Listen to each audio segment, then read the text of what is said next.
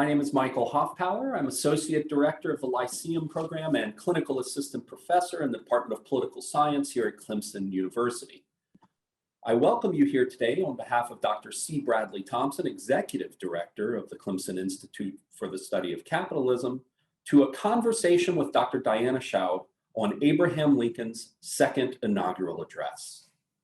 The Clemson Institute for the Study of Capitalism and its Lyceum program are dedicated to the study of the moral, political, and economic foundations of a free society. The Lyceum program is a great books program that offers a scholarship to incoming students and a minor to current students of Clemson University.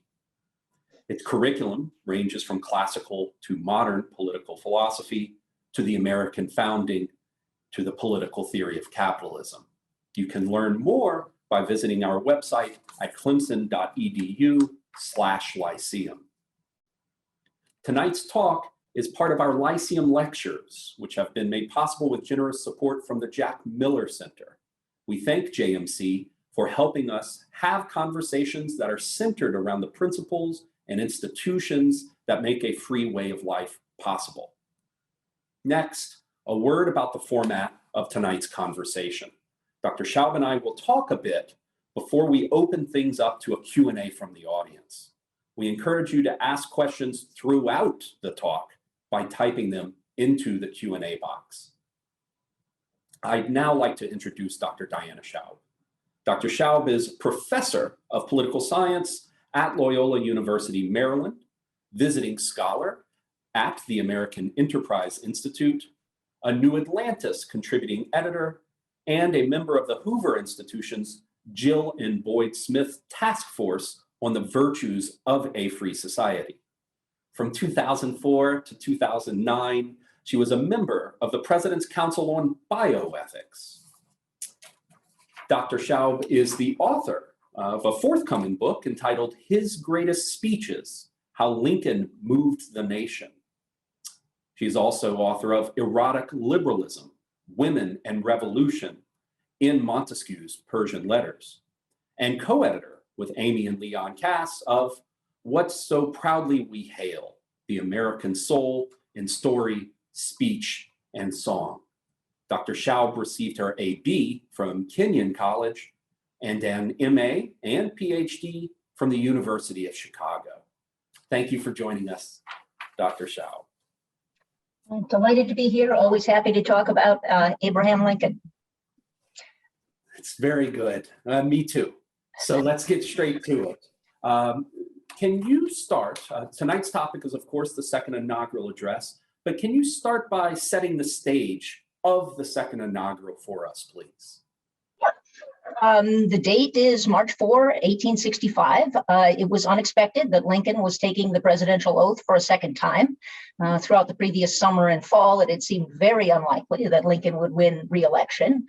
Change in the tides of war helped secure the election, and by March 1865, it looked all but certain that the Confederacy would be defeated. The war would end within a month, but at the cost of another 25,000 casualties in those final weeks. Many expected the second inaugural to both strike a celebratory note and to lay out Lincoln's plans for Reconstruction. He did something very different from either of those things, as we'll see. Well, so can you tell us then a little bit about the tradition behind second inaugural addresses? Is there something common among these types of speeches, and how is Lincoln's second inaugural different from other inaugurals? Lincoln, we all know, 16th president of the United States, but he was only the 6th to deliver a second inaugural, and he was the first to do so in 32 years.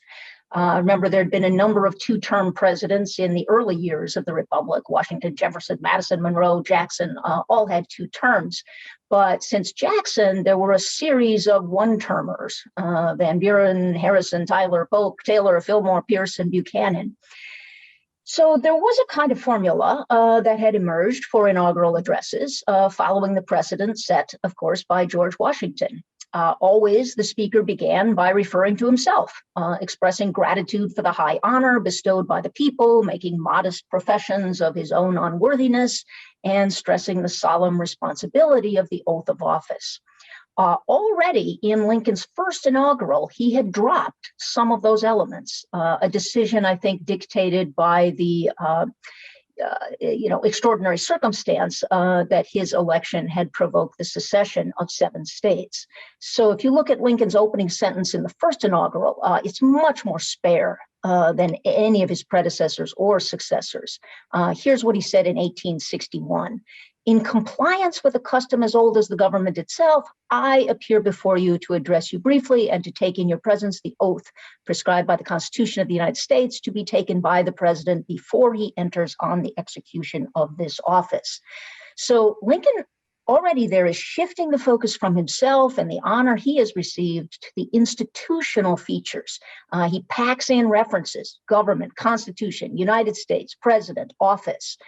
He's taking the focus off his very controversial self and trying to shift it toward trust in the stable, well-functioning of the system.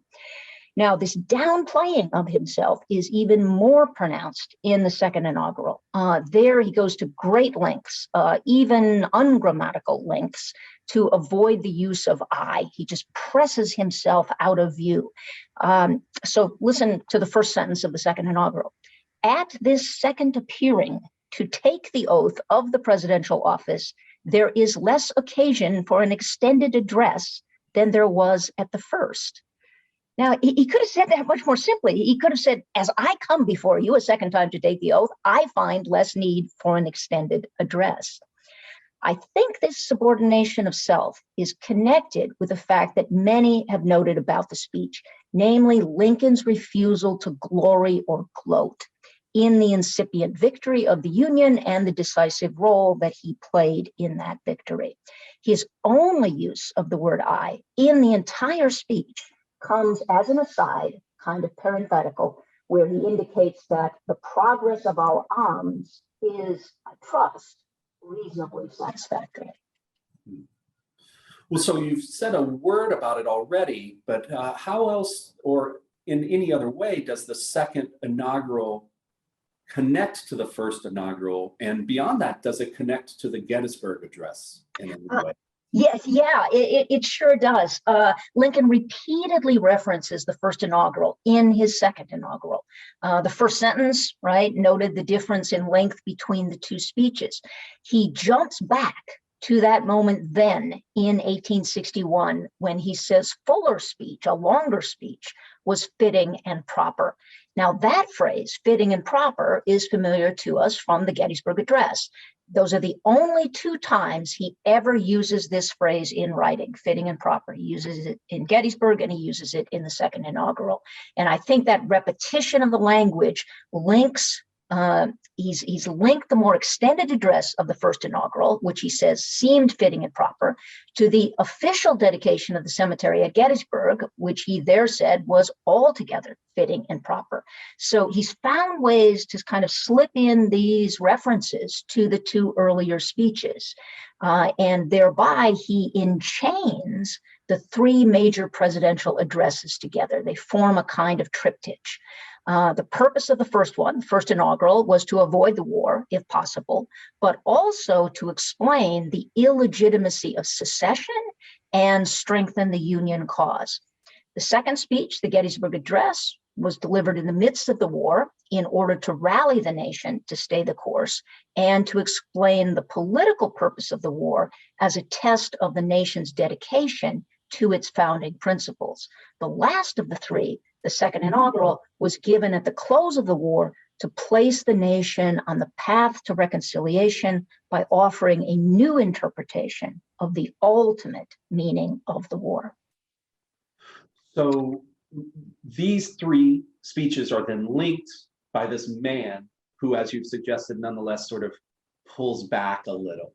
So he does use the first person plural in the second inaugural, but even more often than that pronoun, he uses the indefinite pronoun all. Why doesn't he use they? Or do you have an opinion of why he doesn't use they? And furthermore, who is this all? Who does it include? Yeah, good. Yes, I have stressed Lincoln's avoidance of the first person singular. So the question might be, well, what replaces I? as the operative actor. And we know in the Gettysburg Address, where Lincoln also caused himself to disappear, he relied heavily on we. He uses we 10 times in 10 sentences. All right, we are engaged in great civil war. We're met on a great battlefield of that war. We have come to dedicate abortion field. It's altogether fitting and proper that we should do this. But in a larger sense, we cannot dedicate, we cannot consecrate, we cannot hallow. Right? It's we. We is used in the second inaugural, but not nearly with the same frequency. And what replaces either I or we, which are both definite pronouns, is this indefinite pronoun all. All is far and away the most frequently used word in the second inaugural. It appears 10 times. I think that the shift from we to all is connected with the fact that the Gettysburg Address is a war speech, whereas the second inaugural is a peace speech. In the Gettysburg Address, we referred to the Union, and although Lincoln downplayed any reference to the Confederates, they, the enemy, were present by implication. So, for instance, when Lincoln refers to those who gave their lives that the nation might live, there's an understood allusion to others who gave their lives that the nation might perish. Only the loyal dead are being honored at Gettysburg. So the Gettysburg Address is, in a sense, structured around the distinction between us and them, or we and they. By contrast, there is no they in the second inaugural. It is a speech about all. The second inaugural is a speech about the whole and about how to put the whole population of a very fractured and discordant country back together. And that whole includes not only the parties to the war, but also the newly freed population. Lincoln calls them 1/8 of the whole. So Lincoln acknowledges, he discusses these heterogeneous parts, but he strives to do so without deepening the already existing divisions. Hence, none is labeled a they. He relies on other indefinite pronouns like both, each, neither. But he always places these indefinite pronouns within the unifying and democratizing context of all. No, that's beautiful, in my opinion. He's just a master of these pronouns. Well, so then at the same time, all of this is going on in this little 4-paragraph speech. Does the structure of this little speech reveal anything else that's worth talking about? Yeah, structure is always crucial for good writers like Lincoln. And I think there's just probably more to say on this question than our time allows. So let me note just one element of the structure, the time element. And here again, we can compare it to the Gettysburg Address, which works differently. The Gettysburg Address also has many structural elements, but one of them is a clear linear structure. The Gettysburg Address moves from the past, 77 years ago, to the present. Now we are engaged in a great civil war, to the future. The very last sentence, the nation shall have a new birth of freedom. By contrast, the second inaugural begins in the present, the immediate present, and toggles back and forth for quite a while between March 4th, 1865, and March 4th, 1861. So it starts with a much more compressed time horizon. Beginning from that present, the speech moves backwards into the past, first to the recent past of 1861, but eventually very far back. By the end of the address, Lincoln has moved back to the beginnings of slavery in 1619, and then even further back, all the way to the expulsion from Eden, with a biblical reference 3,000 years ago. So Lincoln resituates the Civil War within the wider horizon inaugurated by the events of 1619, and then resituates that historic wrong within the widest imaginable horizon in order to gain insight, deeper insight, into how the nation should understand sin and suffering. Well, so then what does he say about the parties in particular, the parties of the war, and how they might think about themselves? Yeah, so this takes us really to the second paragraph. The second paragraph is devoted to the parties to the war. He emphasizes certain commonalities, such as the fact that no one wanted war. The Civil War was not a result of warmongering on either side. There were, however, two parties, and the conflict between them was over the Union, whether the Union would be destroyed or saved. So although no one wanted war, the war was nonetheless the consequence of human actions and choices. One party, Lincoln says, was prepared to make war, and the other prepared to accept war. Each had something in view that it regarded as more important than avoiding war, something important enough to justify war. Thus, the war is presented as a consequence, a logical result, not happenstance, not a mistake. Now, many scholars are struck by the moral even-handedness of Lincoln's presentation, especially in the second paragraph and the first part of the third paragraph. And I think there's something to that observation, but I think it's often exaggerated. Lincoln's reliance on those indefinite pronouns, all and both, generates an impression of impartiality and equivalence.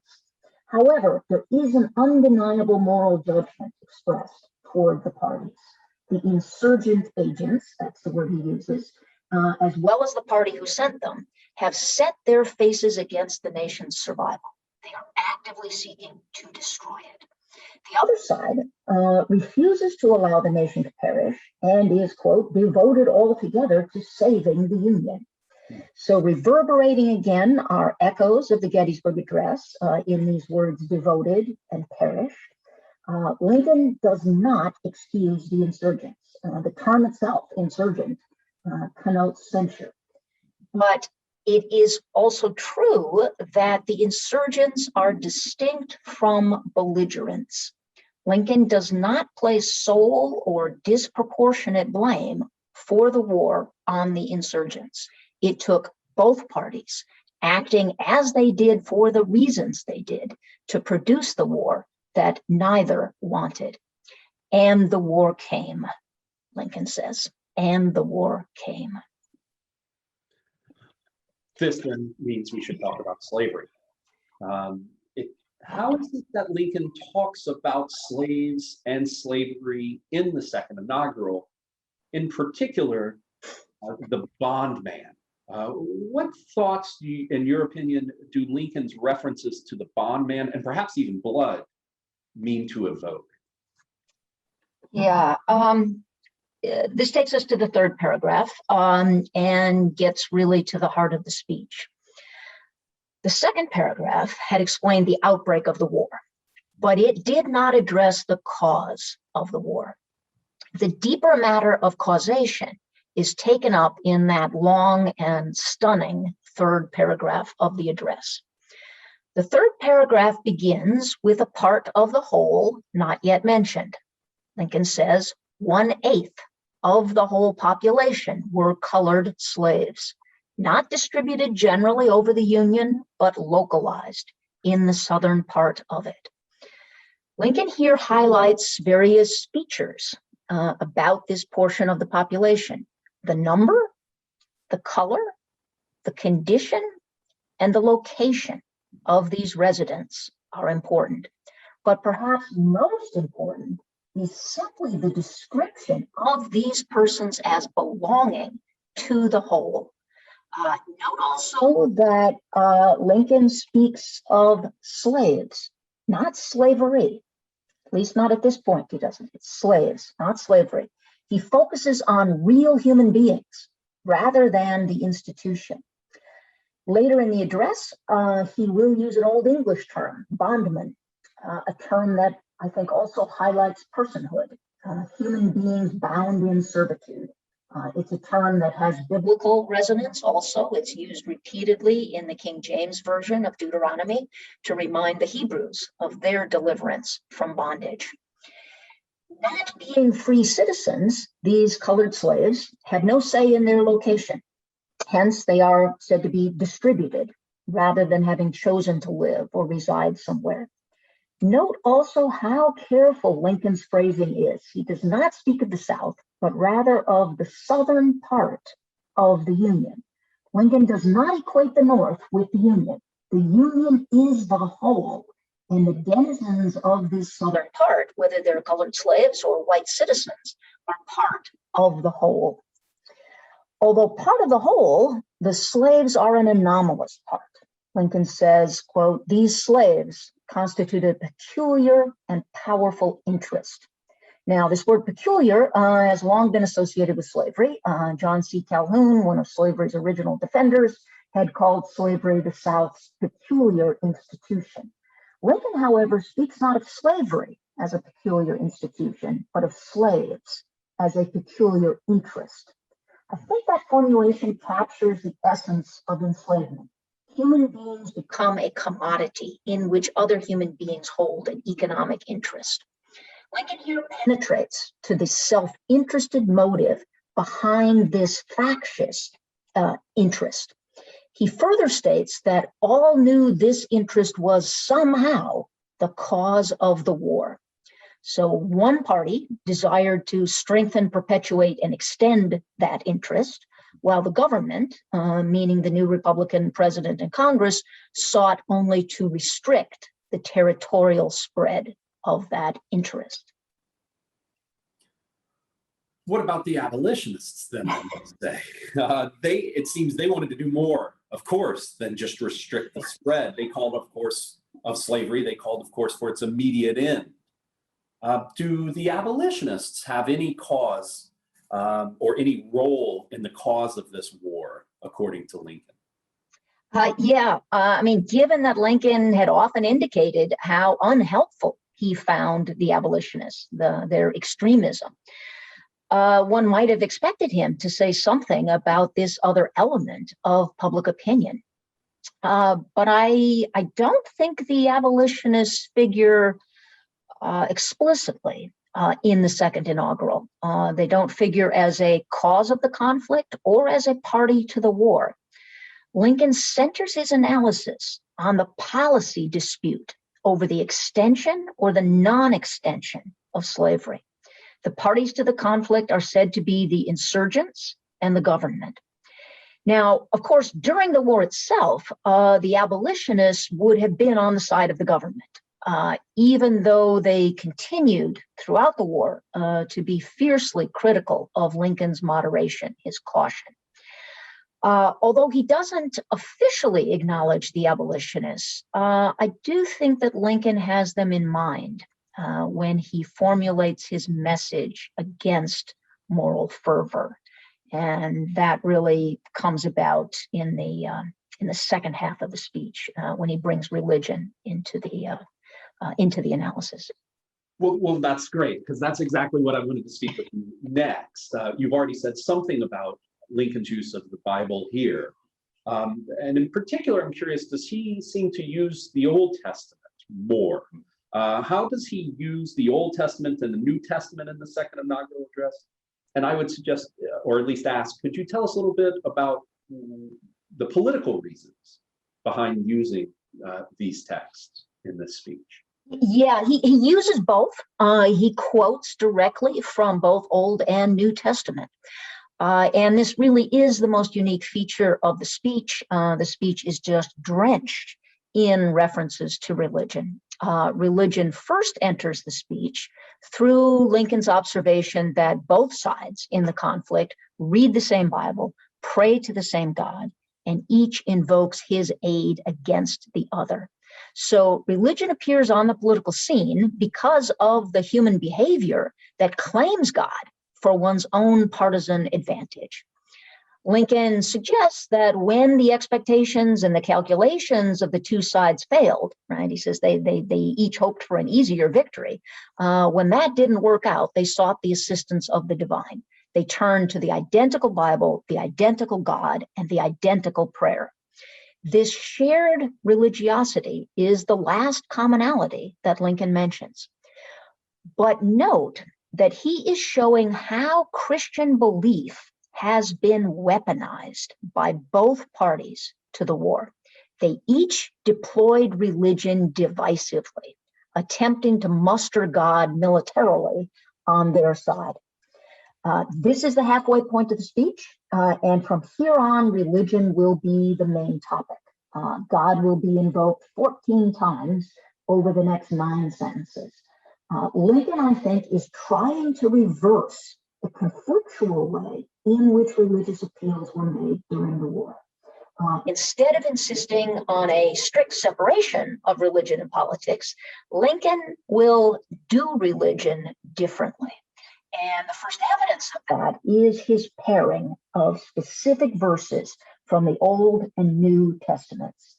So he refers to Genesis 3:19 when he expresses his conviction that slavery is at odds with God's justice. So remember, just after saying that each side prays to God, Lincoln interjects and he says, it may seem strange that any man would dare to ask a just God's assistance in wringing their bread from the sweat of other men's faces.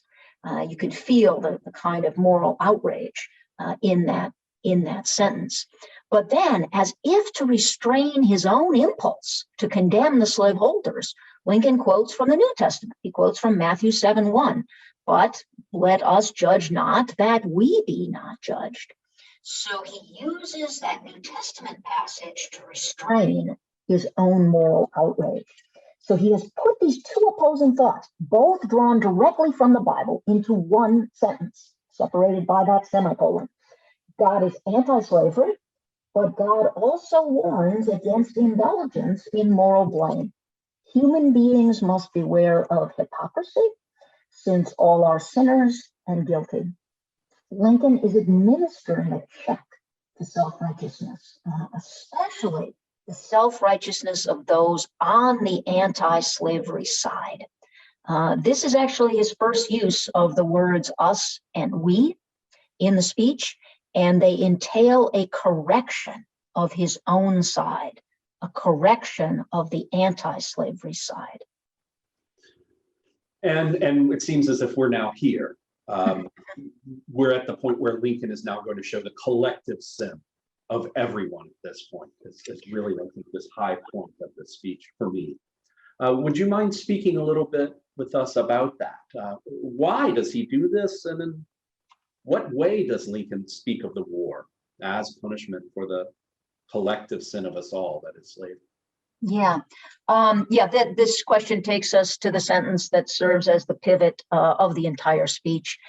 Lincoln has chastened human pride. He's emphasized the commonality of our disappointed prayers. And then Lincoln asserts the Almighty has his own purposes.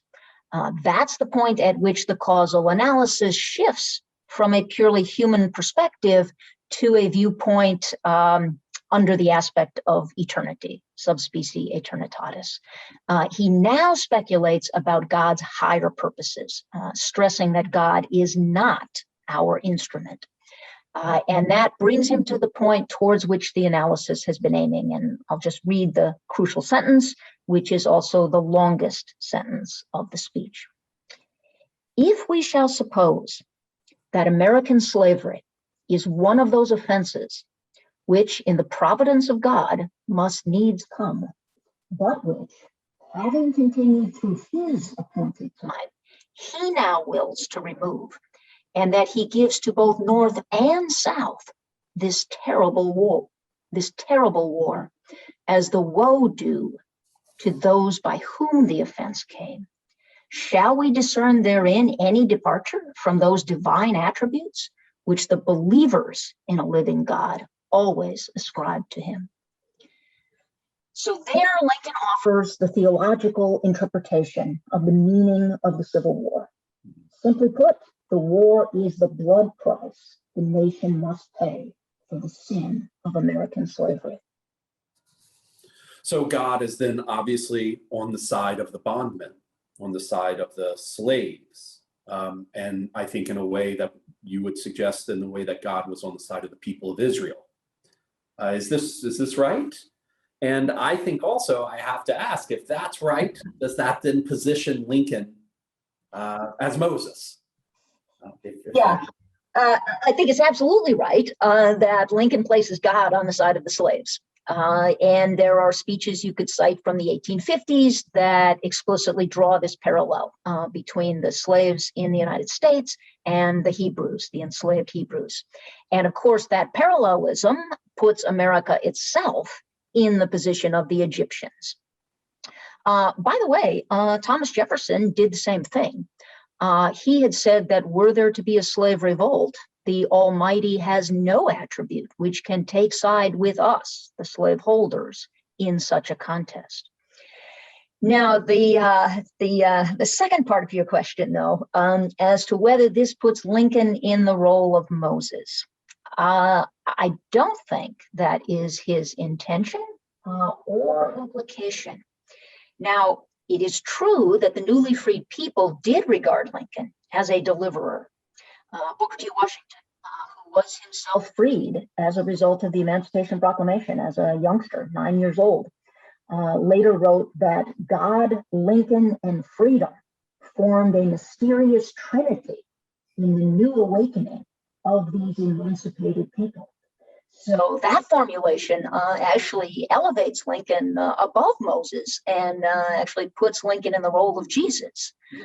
But let me point out a couple of countervailing things in the speech. I think it's important to note that Lincoln does not take credit for freeing the slaves, either here or anywhere else.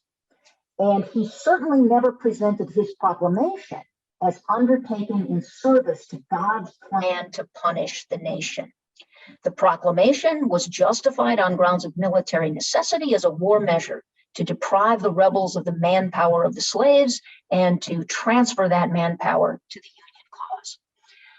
We should also note that in the second inaugural, Lincoln doesn't actually feature the arrival of freedom. His focus is on the suffering brought by the war. Because the offense of slavery belongs to the entire nation, the punishment has been meted out to both North and South. All white Americans have been complicit in slavery. Even those who opposed slavery could be said to have benefited from it. All Americans wore cotton and consumed sugar. In a way, Lincoln is describing what is today called white privilege, the unmerited status and advantages that accrue based on the possession of white skin and built on the oppression of those of another skin color. Finally, we should note that Lincoln presents his interpretation of the Almighty's purposes not as certain knowledge on his part or doctrine, but merely as a supposition. Right? That sentence begins, if we shall suppose. So his interpretation is presented as an hypothesis. The diffidence with which it is offered and the complexity of the sentence itself, I think, drain away the religious fanaticism that is so worrisome when religion seeps into politics. Right? So someone like John Brown might have wanted to, explicitly paint himself, as the Moses of the Black people. But I don't think Lincoln is doing that. He is using religion for political purposes, but he does so to encourage humility rather than pride or certainty or religious fanaticism. So this then leads me to something else I know you speak about in your work of Lincoln's psychological realism and, of course, his prudence as well. Would you mind speaking with us a little bit about his psychological realism and prudence, especially in contrast with today's attempts of confronting the original sin of slavery? Yeah. It seems to me that in this speech, Lincoln is foreseeing the dangers ahead, and those dangers stem from the human passions. So it is a kind of what he says here is based on a psychological analysis. The first danger that he saw was Northern arrogance, vindictiveness. Many Unionists wanted to punish the South, punish them severely for their treason. But by shifting the focus from secession to slavery, and then insisting on the complicity of both North and South in American slavery, Lincoln, I think, is trying to diffuse that moralistic anger. He's trying to lessen the prosecutorial zeal. Now, Lincoln saw dangers on the Southern side as well. He was worried about their feelings of resentment, the way that could fuel lost cause romanticism, the way it would fuel the reestablishment of white supremacy by means other than slavery. He knew that they would resist regarding the war as chastisement for their way of life. So by generalizing the blame for slavery to the entire nation, Lincoln does what he can to help Southerners admit their error. Only if the South were prepared to acknowledge the offense could a better post-slavery path be opened. And then finally, Lincoln is concerned not only with relations between the sections, but relations between the races. So there is imminent danger of white resistance to Black freedom and Black advancement. There is also the danger of Black retaliation and vengeance, both for the wrong of slavery and the wrongs that would continue to be perpetrated. Now, obviously, one speech is not going to put sectional relations or race relations on a new footing. Nonetheless, I think that Lincoln's explanation of the war did try to bridge both the sectional divide and the racial divide. So let me just say a further word about that racial divide. Whites are clearly told that God was all along on the side of the bondman. If that sentiment becomes the basis of public policy going forward, further reforms will and must follow. Frederick Douglass certainly saw the political advantages in this mood of public contrition. He regularly quoted the divine reparations passage of Lincoln's second inaugural, and he pressed for adoption of the 15th Amendment. He was in a way leveraging white guilt for reformative political purposes. There is another aspect as well to what the freedmen are being offered. Lincoln indicates that God would be fully just if he were to insist on the full blood price for the sin of slavery. The war might continue until every drop of blood drawn with the lash is repaid with another drawn by the sword. So Lincoln is forcing Americans to think about that moral calculus. How much blood would have to be drawn by the scourge of the sword to equal the scourge of the lash? In the penultimate sentence of the address, Lincoln goes back to the origin date of American slavery in the Jamestown colony. He points out that slavery has existed for 250 years on the American continent. 1865, take away 250, puts you at 1615. So Lincoln's approximate date is not far off the actual date of 1619.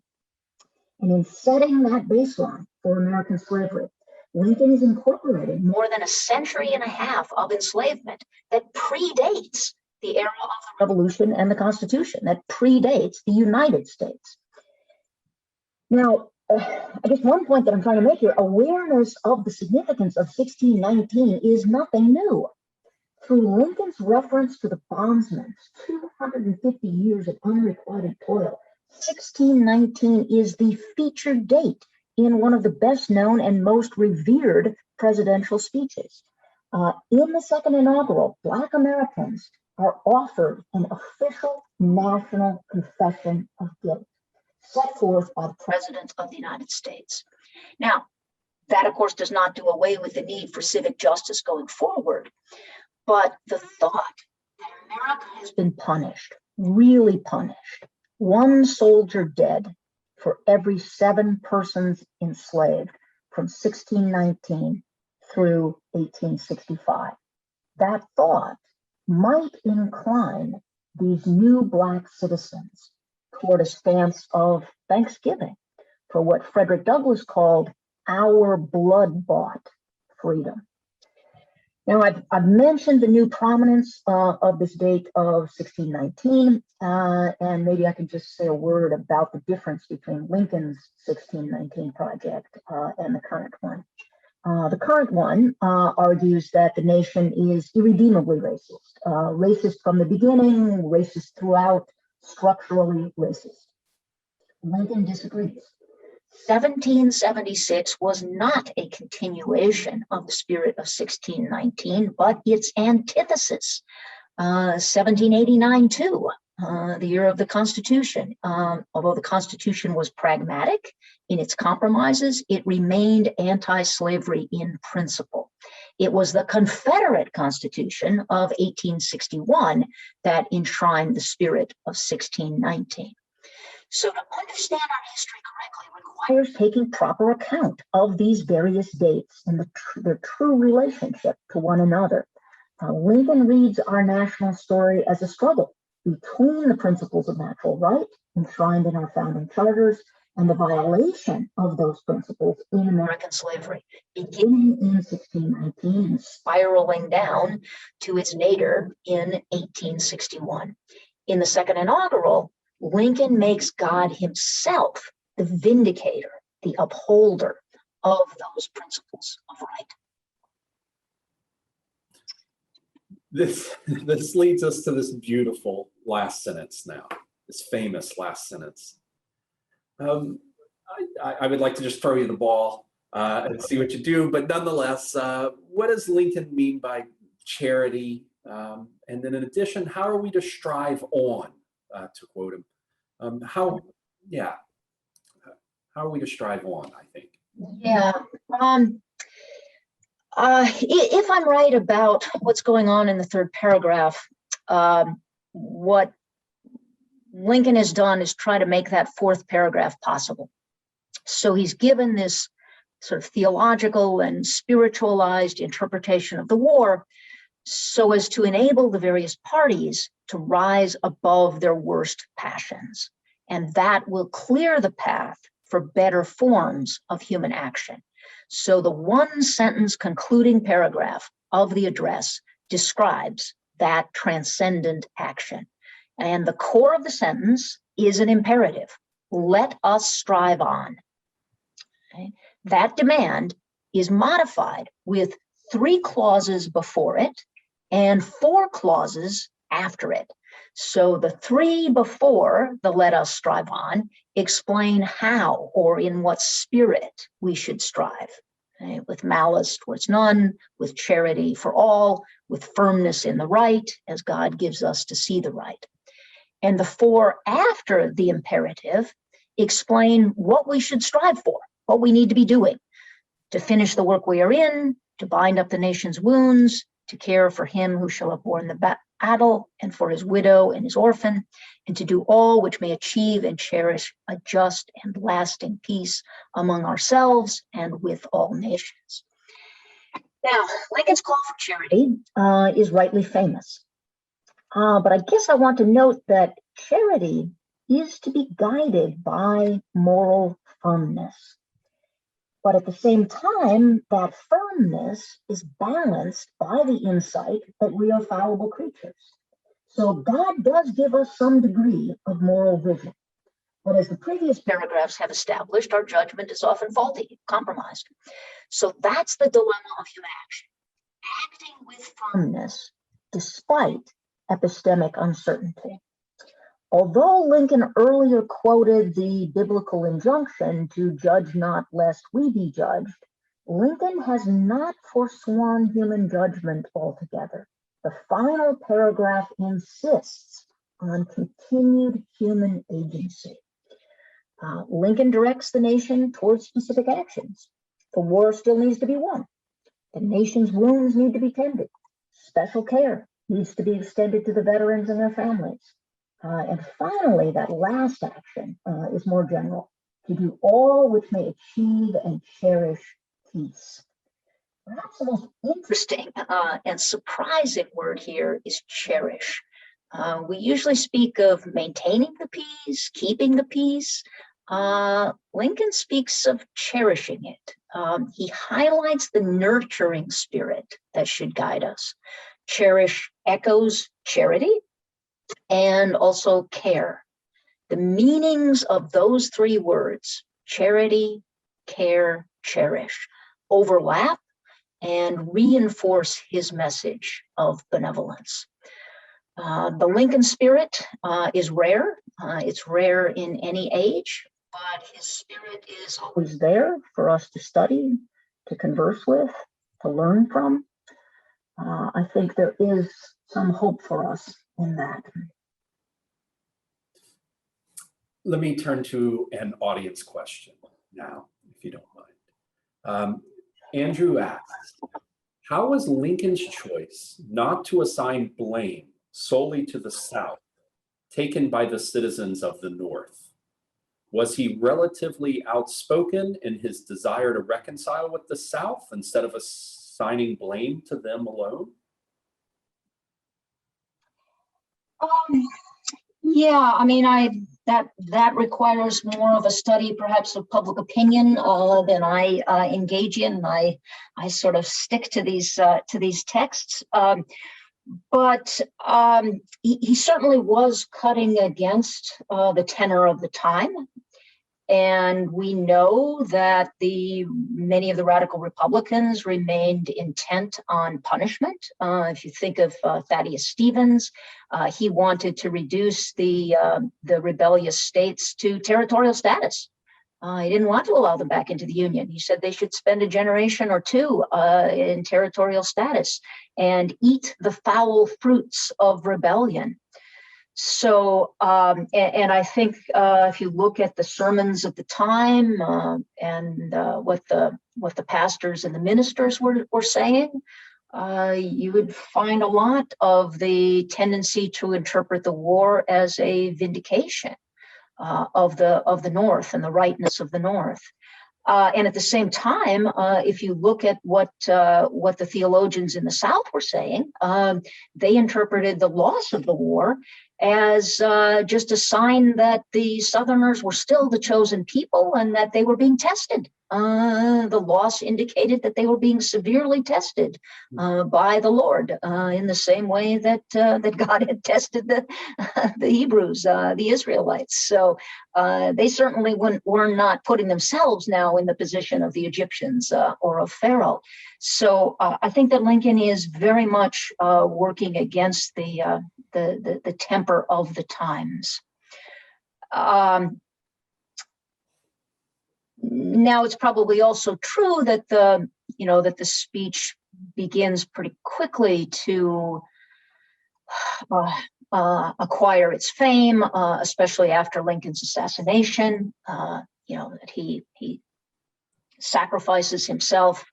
It's regarded as a sacrifice. His martyrdom, that all the more probably made people look back at that paragraph and the call for malice towards none and charity for all.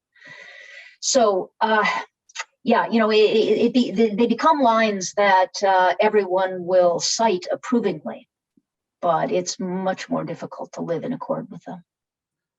So Jolynn has a question, and she wants to take us back to the beginning. She was curious of if Lincoln wrote this himself. Oh, yeah. And furthermore, if the rhetorical sophistication of this speech was abnormal or par for the course. I do regard it as a kind of peak and culmination of his oratory, but it is not unusual. Honestly, you can look at the first thing Lincoln ever wrote, his declaration of candidacy for office when he was 23 years old. And I think it is a remarkable document. You can look at the Lyceum address when he's 29 years old and look at his assessment there of the diseases of democracy, the problem of mob rule, and how that needs to be met. or look at the first inaugural, look at the Gettysburg Address. So this is not at all unusual for him. And he is solely responsible for each and every word, although, of course, he does quote from the Bible 4 times. So he has some borrowed words. The most famous passage from Lincoln that is not solely his own work is the final paragraph of the first inaugural. And the idea for that more conciliatory final paragraph was William Seward's idea, and Seward drafted a version of it. But it's a fascinating exercise to put side by side Seward's version and then Lincoln's rewritten version. And if you do that, I think you will see what a superior wordsmith Lincoln is. He takes what is kind of, boilerplate sort of political language from Seward and turns it into something quite transcendent. Let's go with our last question for the evening. This one's from Louise. Louise says, you spoke of Lincoln's psychological realism and prudence and his attempt to diffuse moralistic passions. All of this seems to touch on his methods of persuasion. Could you speak a bit more on these nuanced methods of persuasion, particularly how he goes about humbling Northerners and helping the Southerners admit the wrong of slavery in this same speech? Yeah, that's a wonderful question. And again, we're not going to do that one justice. Lincoln was already thinking about how to speak persuasively to resistant and recalcitrant audiences all the way back in 1842 when he delivered his temperance address. And I think to really understand Lincoln's rhetoric, you need to study that speech. He talks there, actually, the temperance address can be understood as a kind of criticism of the mode of speech of the abolitionists, right? Their mode is the mode of denunciation, the Jeremiad. And what Lincoln says in the temperance address is that when you denounce people, they tend to get their hackles up. Recrimination, crimination is met with recrimination. So he knows this doesn't work. And you can study the speeches of the 1850s to see how there he tries to reach Democrats. He tries to reach Southerners. He is always saying things like, I have no prejudice against the Southern people. They are what we would be in their position. You have to put yourself into the shoes of these other folks who've been raised in this way. So, he is very interested in trying to find a way to bring calm reasoning, and he believes that somehow friendship is the first step in getting people to listen to reason.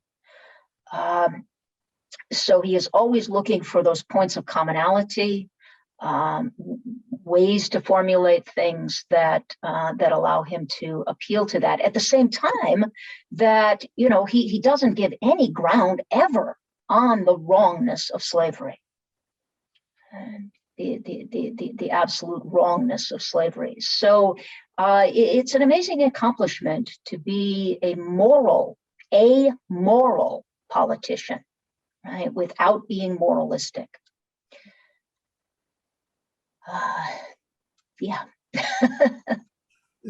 Nick, I said Louise got the last question. Nick went in under the wire, and I think we ought to ask it. Nick says Lincoln derives the justification for his moral guidance directly from God, quoting from the Bible and so forth. Do you think a similarly unifying address to the nation, rooted in religion, would have the same effect in modern America? Yeah, this is another very good question. What it shows maybe is that the resources for political rhetoric are now much attenuated. Yeah, so that moves that Lincoln can make or commonalities that he can appeal to, right, just may not be any longer available. So yeah, I mean, I think it's true that you could not deliver a speech as drenched in religion as the second inaugural. You couldn't deliver that today, probably. But the Bible is not his only resource for this teaching about the wrongness of slavery. So remember, throughout the 1850s, he's appealing to the Declaration of Independence. And in the Gettysburg Address, he is, in a way, offering a one-sentence interpretation or précis of the Declaration and its meaning. My worry today is that even that has become difficult, right? Difficult to appeal to the natural rights teaching and expecting to get buy-in from that, from all Americans. So, if we no longer hold those truths to be self-evident, that's very problematic. But of course, it is a problem that Lincoln was familiar with. That's what he said had happened in the 1850s. A very large number of Americans had fallen away from believing in the truths of natural right. So it means, again, that Lincoln is our best resource for the difficulties of our own time. And if you'd like more on that best resource for the difficulties of our time, I suggest you check out his greatest speeches, How Lincoln Moved the Nation. It's forthcoming. I think it's due out. Yes, but not until November. So well, in the meanwhile, you can pre-order it though. If you go on Amazon, you can actually pre-order it. And there's always Lincoln himself. Yes, yeah, much better actually. Yes.